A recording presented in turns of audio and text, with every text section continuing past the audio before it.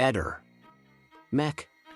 Pallister. È giusto essere precisi e verificare sempre ogni informazione. Ieri a quarto grado è stato affermato quanto segue. In realtà va detto che seppur in buona fede Salvo e Gabriella hanno fatto un po' gli investigatori privati di questa storia. Sono state diverse le incursioni in questura, hanno suggerito agli inquirenti delle piste, hanno dato delle informazioni pure della vita privata di Lilia e Sebastiano che apparentemente erano insignificanti. Però c'è stato un momento in cui, quando Claudio è andato a raccontare della loro storia d'amore a Salvo, quindi in prima battuta il giorno della scomparsa, loro hanno voluto verificare pure quello che diceva Claudio. Esisteva veramente questa storia d'amore? Allora Gabriella che cosa ha fatto? Ricorderete che Claudio aveva fatto incidere quella medaglietta per i 40 anni della relazione, del rapporto di amicizia tramutato poi in relazione tra Lilia e Claudio, con scritto 1981-2021. Gabriella, per verificare che questa medaglietta esistesse veramente, si recò nel negozio a ritirarla con lui davanti alla negoziante per appurare che Claudio dicesse la verità. Pertanto si evince che Gabriella sarebbe andata a ritirare la medaglietta con Claudio, ma siccome in questo caso l'informazione giusta non passa nemmeno per sbaglio, c'è qualcosa che non torna nel modo più assoluto.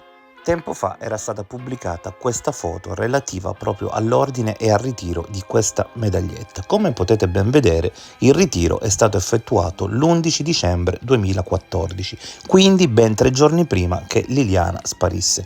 Sembra davvero strano che Gabriella abbia potuto e voluto verificare la relazione con Claudio 3 giorni prima della sparizione di Liliana, pertanto è molto difficile che sia andata a ritirare tale oggetto con lui. Gabriella, per verificare che questa medaglietta esistesse veramente, si recò nel negozio a ritirarla con lui davanti alla negoziante per appurare che Claudio dicesse la verità. Però oltre questa verifica, perché comunque è stata fatta nei confronti di una persona che non conoscevano, mentre Sebastiano lo conoscevano da lungo corso, non ci sono stati altri dubbi. Va detto che tutti gli ex amici, perché ormai sono ex, e i familiari hanno sempre creduto a Claudio. Come sempre, l'unico a poterci dire la verità è Claudio Sterpin. Adesso vediamo se lui sosterrà di essere andato solo o di essere andato con Gabriella.